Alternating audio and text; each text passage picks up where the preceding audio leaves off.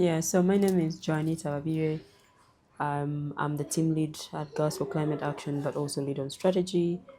Girls for Climate Action is a young women-led movement that's advocating for climate justice because of the different vulnerabilities or marginalization that young women and girls are going through, especially in decision-making spaces. And so, as Girls for Climate Action, we're trying to create a movement of young women and girls advocating for climate justice at all levels, from the local, national, or international level, and pushing for more women to get into these spaces, especially in advocacy and policy engagements. When you talk about environment, is that is your that's the niche, or it is the subject matter, and why? Have you thought about that? So, Girls for Climate Action works at the intersection of gender and climate. And that is our biggest area of intervention because we know young women and girls are vulnerable to climate change. That cuts across them fetching water, their access to food, their access to firewood, their access to natural resources, productive natural resources. And so at Girls for Climate Action, we are focusing on mainly gender and climate, on how we can engage more young women and girls, more women in all their diversities in the work that we do, but also in climate justice work. And so we work on three areas. One is climate education, where we engage in schools, engaging in climate series. We have a gamified curriculum that children in different schools, primary and secondary, go through to see that they can be aware of climate change impacts and find solutions. We also have the climate resilience program, and this is focusing on smallholder farmers. It's focusing on greenpreneurs to see that they come, share knowledge. But also, additionally, we see that the climate resilience program is a program that allows us to get informal and formal knowledge together. We realize that communities have indigenous knowledge, they have local knowledge, but this is at a small scale. So the hub enables them to scale their different projects into green businesses, but also builds their resilience, but at the same time also creates climate adaptation strategies or solutions for the wider community. And third, we have the climate leadership, which runs as a climate corps fellowship for young women and girls between the ages of 16 to 30 years. And under this, we are equipping them with policy engagement skills, advocacy skills, and also for them to be champions in their different communities.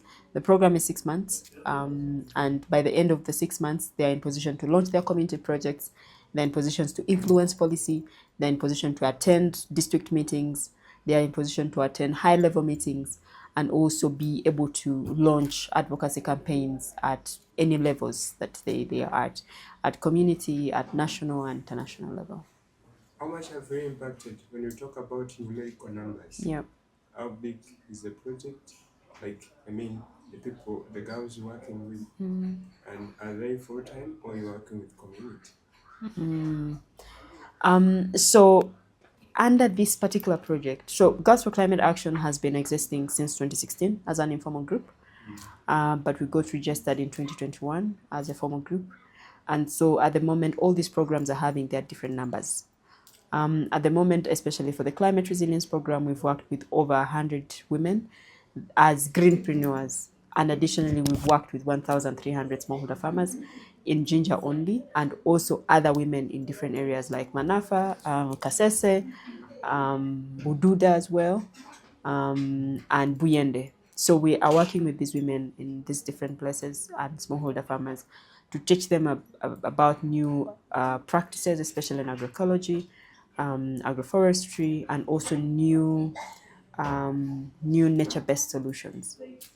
And for Climate Corps Fellowship, we've so far trained 200 young women and girls that are showing up in spaces. And out of those, about 25 of them have already tried to engage in environmental subcommittees. And with this particular funding from the Africa Women Development Fund, we've managed to reach out to about 180 girls in the trainings that we've done. And these 180 girls have launched campaigns, have engaged with their leaders, but also called for dialogues with their leaders on how they can engage women in policy, in climate action planning at the local level. Right now, we have only two districts that have launched their climate action plans, and they have engaged the girls into those processes. With the grant, we've also launched the Climate Corps Fellowship, which brought together 23 young women and girls.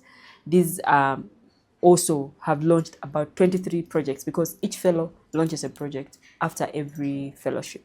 So the fellowship runs for 6 months, and after the 6 months, they have already launched their projects, they have worked on them, and the beauty about it is that they use their own resources within the community. They map out resources, local resources within the community, with support from community in-kind donations. They're in position to launch their different projects, and so these have also been an icon in their own spaces in the communities.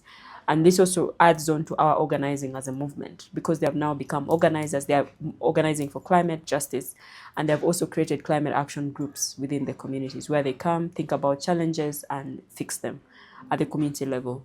The girls also that were part of the fellowship through the AWDF, we've realized that they are now engaging at national policy engagement levels.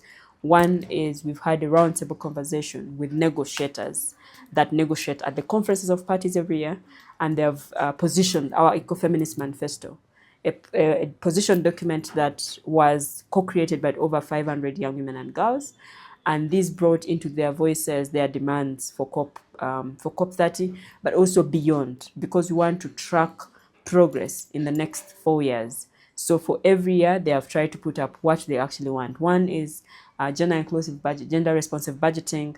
The other is investment in youth-led or young women-led climate solutions. And the other is to recognize equity, equality, and justice for young women and girls in all their different diversities. So these are things that have been asked for or demanded for in this document, and we are continuously pushing for that together with the fellows, and the fellows are actively pushing in different spaces. So this year we'll have a representation of one of the fellows in Brazil who will also present this particular document to decision makers, people from the global north, global south, and also these other different policy engagement spaces. So that is how far we've come, and in the next couple of months, as we are progressing with this project, we think that by the time the girls get to next year, during the elections of the local council chairpersons, elections of the people that sit on the local environmental subcommittees, the girls are given priority because they are now equipped and they can be on these particular panels. What are the missing gaps that need to be filled that you've observed? So the gaps are clear. Women leadership, the absence of young women in the leadership, especially at the local level where they're only, when they count age being knowledge, we are saying that is not true. Even young people are knowledgeable enough, capacitated enough to be in leadership spaces. And so for us, the gap here is to see how many women, girls can take over these spaces at different levels of leadership. And how do you plan to address that? So the trainings that we are actually doing right now are the ones that positions the girls to get there. We cannot position girls without training them. So we are training them, position them so that they take up this space.